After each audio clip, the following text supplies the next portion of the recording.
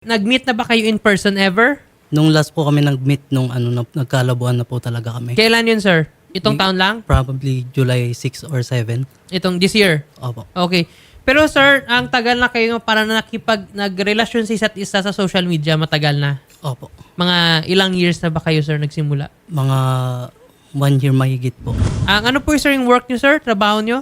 Sa Macau po nag-delivery driver po ako sa Macau. Okay, sa Macau. So, OFW ka, sir? Opo. Okay. Tapos ito naman si Ma'am Marian, ano po ba to siya? Ang estudyante or may trabaho na? Nag-work po siya, nag-BPO po siya dati. BPO? Opo. Okay. Yung nireklamo mo is kung saan napupunta yung pera na binibigay mo sa kanya? In-inform niya po ako kasi ako nung bago bago mag-June.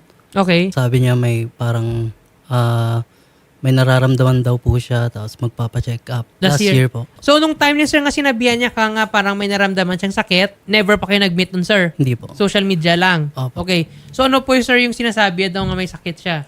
Sabi niya may nararamdaman po siya tapos kailangan niya ng ganitong amount para makapag-MRI. Okay. Tapos possible daw po siya sa lymphoma. Okay. So, bali, sir, may sinasabi siya nga may mga sakit-sakit siya, kailangan niya ng mga medical treatment and everything. So, humingi siya ng pera sa'yo. Opo. Nga papadalhan mo siya. Opo. Nagbigay ka, sir? Nagbigay po ako. Okay. So, hindi lang yan one time. Madaming beses kaya nga ginaganon yung tipo na sinasabihan niya ka nga may sakit siya.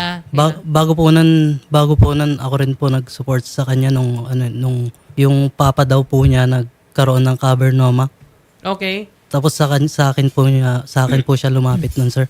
Okay. So, bali, sir, dami siyang sinasabing, in short, yung papunta doon is humingi siya sa'yo ng pera, tapos binibigyan mo siya. Opo. So, nag-continue yan hanggang July this year. Kailan last mo padala sa kanya, sir, ng pera? Second week of June po. This year na. Opo. So, basically, sir, mga isang taon ka nagpapadala sa kanya ng pera. Ngayong reason niya kung bakit kailangan niya ng pera, ang hiningan ka na is may papagamot siya or yung pamilya niya, parang ganyan. Opo. Okay. Na-confirm mo ba, sir, kung may sakit nga siya talaga nung nag-usap kayo nung July lang? Na-confirm mo ba nga may sakit siya? Sinasabi niya po sa akin noon na lagas na daw yung buhok niya due to chemotherapy, sir. Okay. Pero nung sinurpresa ko po siyang puntahan dun sa bahay nila. Which is, sabi niya po noon, lumipat na po sila ng Calamba. Okay. Pero nung pinuntahan ko po sa San Pedro, dun sa address po ng bahay nila, hindi naman po siya kalbo. May buhok, punong-puno yung buhok niya. Opo. So meaning, hindi siya... Mas humaba pa nga po kasi nagpagupit kasi siya. marami yung nakuha niyang pera. Okay. Kaya ganun. Tapos, nung gusto ko rin po makausap yung parents niya, Aha. si Ma'am Norlin po, tsaka si Sir Romel. Kaso po, bigla po niya akong iniwas. Bigla po akong tinulak po palabas ni Marian po. Marian, okay. Good afternoon Okay. po sa inyo, Ma'am Marian. Ibalik mo So, lang yung bakit pera wala ko. po nagsabi sa akin Kung na ayaw mo ng gulo, nakalive po ibalik mo yung pera ko. Yan. 1.5 million yung pera kong nagamit ng anak ko. Bakit niyo ho, hindi po, bakit niyo po ako kakausapin ng ganyan? Ilang taon ho ba yung anak ninyo at nagkagusto sa babae? Bakit? Na Bakit? ngayon ho, problema pa po. Hindi, pera ko yung nagamit. Nagmamakaawa po sa akin ng Pera anak ko yung niyo na nagamit. gusto tanggapin sa. Okay po, bakit po problema ko? Ibalik mo yung pera. Bakit ninyo ang kausapin ninyo? Basta yung sa akin, ibalik lang yung pera. Yun lang ang gusto kong mangyari. Okay, mag-usap po tayo. Huwag niyo po akong kausapin na parang wala pa po kayong alam sa kwento. Bakit po kakausapin niyo ako Ay, ng ba? ganyan? Kahit na wala akong alam sa kwento, ang importante sa akin yung perang nawala. Ay, Wala hindi po akong yan alam. pwede sa akin. Dahil parang sobrang unfair po nun sa akin. Ay, hindi. Anak mo nung kusang nagbigay nun, tapos Hindi. problema ko. Pero yung ginawa mo unfair. Hindi, kusang binigay pero yung kusa kong binigay kasi mahal kita. Pero Naku. tama ba na gamitin? Bakit mo sa akin pupupuntimahin Hindi. yun? Hindi. Bakit ngayon problema? Bakit hindi mo yan sinabi sa akin nung una pa Pwedeng lang? pagsalitain mo muna ako. Oo, bakit? Hindi. No, bakit hindi mo, Doon ka kung humarap. sagutin mo, bakit hindi mo sinabi sa akin? Tama ba na gamitin mo sa akin yan para loko-lokohin ako? Oo, kasi unfair sa akin. Ano yun, ibibigay mo? Tapos, Hindi, unfair pera din ba pala na- yun ng tatay mo. Bakit ngayon problema ko yun? Fair din ba na lolokohin mo ako? Anong niloloko ka? Ikaw ang nagloloko, magbibigay ka, tapos biglang nung hindi ka sinagot? O, Anong hindi alam sinagot? ba ng tatay mo na sinasabi, alam ba ng tatay mo na ang gusto mo ay ibahay mo ko? Na magpapakalayo-layo? Na bahala na kung anong iisipin ng mga Oo, kasi magulang ayaw mo? mong ayaw mong magpakilala sa parents ko. Ayaw mo rin akong ipakilala sa parents mo. Ugali mo. Oh, anong connect nun? Anong connect nun? Anong connection nun? Hindi mo ba nakikita yung logic noon? Anong connection noon? Hindi, ano na lang. Alam ba rin ng tatay mo na ang gusto mo bubuntisin mo ko? Ano? Ganyan, para secure ka na ang alam din ba ng papa mo na ang gusto mo ay bubuntisin mo ko para Ikaw nagsabi nun. Ikaw rin naman nagyayaya Hindi nun. ako, ikaw. Ano ako? Alam na alam mo hindi. Bakit mo ko kailangan baliktarin? Ikaw yung nagyayaya nun. At saka unang-una pa lang, Edward, kung Unang-una yung pera rin, ang ikaw problema nag-initiate. mo, makinig ka.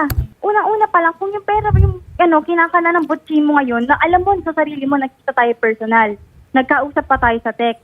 Wala kang binanggit sa akin ni isang beses about dyan sa pera na yan. Ang sinabi mo lang sa akin nun, wala, humingi ka ng tawad, humingi ka ng mga tawad sa mga masasakit na nasabi mo. Ang gusto mo, bigyan kita ng chance na malito ka, na magsimula na parang nothing happened. O bakit never mo yun na-bring up? Bakit mo papalik kitang ni-reject? Ngayon mo kung gaganyanin.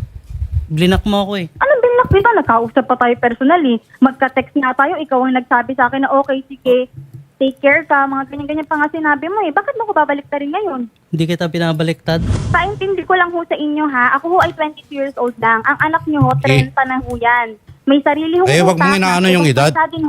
Never ko. I mean, pinupunto Wag mo inaano yung edad. Ang importante sa akin, ibalik mo yung pera ko. Wala akong Tapos, pananakot. Ipabalik niyo ho sa anak ninyo. Bakit ho ako ang mamamabili? napunta sa'yo eh. Anak ninyo ang... Napunta sa'yo eh. Ang anak ninyo ang nagdesisyon. Napunta sa'yo, hindi ba? Hindi ba napunta yung pera sa'yo? Inutang ko ho ba? Samo- Inutang ko ho ba? Hiningi ko ho ba? Saan mo dinala yung pera? Ayan. Yun lang ang gusto ko. Ay, tanungin ko ho kayo. Hiningi ko ho ba sa anak ninyo? Humingi ho. Umutang po ba ako? You have Sabi niyo na legal remedies naman na Sir Edward para kasuhan to si Marian. Mukhang it's a way para mag-scam siya sa way mo. Pwede mo talaga to swindling and estafa. Papasok talaga siya dito sa RPC under Article 315. And mababawi niyo din sir yung mga Yes, pera sir. na kinuha niya. Ang Yes. totoo niyan, sir, pinaghirapan ko yung pera na yon. Iyon sana ang pang-retirement ko. Simula ng business namin ni Mrs. dahil hindi naman ako aasa sa mga anak ko. So retirement fund mo yun siya sir? Retirement ko yun, sir. Sige, don't worry sir kasi kakasuhan talaga to si Marian. Hindi mo ba sir na feeling parang red flag na talaga siya, parang scammer yung style niya? Na parang tuloy-tuloy lang hiningin pera, niyadaan niya ka, ina-appeal niya ka sa emotion para kunin loob mo para mag-part ng pera. Hindi mo ba sir naisip ng time na yon? Hindi po kasi, sabi naman niya po kasi na unti-unti sasabihin ko sa'yo yung mga nangyayari. Since nasabi naman niya na naging na-confirm nung nag-MRI siya na Pero sir, may nagka-lymphoma pinakita ba siya sa iyo nung mga time niyo, mga lab results niya or mga ano? siya. Minsan po wala. O wala siyang po siyang pinakita. Nung time ba sir, hindi ka ba sir medyo nagduda na doon na sinasabihan niya ka may MRI laboratory pero wala mo siya ipoprove sa iyo ng mga resulta? Wala. Nung time na yun. Wala po, sir. Sige sir, may tanong pa kami sir kasi hindi to ngayon kawawa kasi kay daddy mo, kay Sir Mario, retirement fund na yun eh. Ang tanong namin sir, paano mo ba na-withdraw yung pera ni daddy mo? Kinuha ko po sa kapatid ko yung yung bank book. Yung bank book na may joint account po kami ng mother ko. Ito sir, mabigay namin sir ng advice niyo sir. So, since nangyari ito sir nga niloko ka, huwag ka na sanang paloko pa ulit sir. Yes. Okay? I mean, sa una pa lang sir, medyo maging cautious din tayo at saka beware sa mga, alam natin yung medyo prevalent ngayon yung scam eh. So, idadaan niya na makatulad ni Marian, na idadaan niya sa kung ano man nga pawa-awa para mang-scam. So, minsan sir, kailangan maging alisto tayo, maging wais, at saka huwag magpadalos-dalos bigay. Especially sir, nga yung retirement fund pa ni daddy mo, nagalaw pa dito. Kawawa naman dito si tatay. Like, pinaghirapan niya ilang taon, tapos ibibigay mo lang dun sa chicks mo. Di ba? So, mali yun, sir. Kaya, kung we pray lang, sir, nga sana, sir, matuto ka para hindi na maulit-ulit o nga hindi ka na maloko pa ulit. But nevertheless, sir, kasuhan pa rin, sir, si Marian. Oh. Okay? So, mag-assist naman sa inyo, sir, yung team sa Wanted sa radyo kasi pasok naman to, sir. May pwede talaga to sa estafa eh. Yung ginagawa, like tipo, nakunin niya yung trust and confidence from you na para paniwalain kanya, tapos yun, ipapart mo yung pera na knowing akala mo for laboratory pero iba pala yung gamit. Attorney, dito may usapan si Edward at yung pinsan nito ni Marian na si Paul. At dito po nakalahad na si Sir Edward pala ay nagpapadala ng 50,000 buwan-buwan. Nagsisend po dito si Sir Paul ng mga litrato ni Marian na hindi naman talaga siya mukhang may sakit at Oo. na my day niya mahaba pa yung buhok niya. Ayan, sir, oh. I mean, dyan pa lang, sir, it is already a proof na niloloko ka. So, since this would be a moot in academic na kasi tapos na naloko ka na But may this serve as a lesson to you, sir. So ngayon, sir, ang tanungin kita, sir, kakasuhan mo to. Opo. Wala nang areglo to, kasuhan na talaga to si Marian. O ayan, narinig natin lahat. After nito, samahan po kayo, sir, ng team ng Wanted sa radyo para ipa-police blatter natin to. Ma-report lahat incident para from there mag-start na, sir, move yung legal proceeding para makyat na sa korte, sir. Para makasuhan na si Marian, sir. Para maputo na to yung panggagawa yung scam ganito kasi baka madami pa siya na biktima Kung pwede nga, makulong pa yan. Ay, sir, makukulong talaga to, sir, kasi kung malaki-laking halaga kasi yung penalty naman, sir, depende sa magkano yung kinuha niya So, ingat po kayo lagi. Saka sir, maraming salamat. Thank you. Thank you.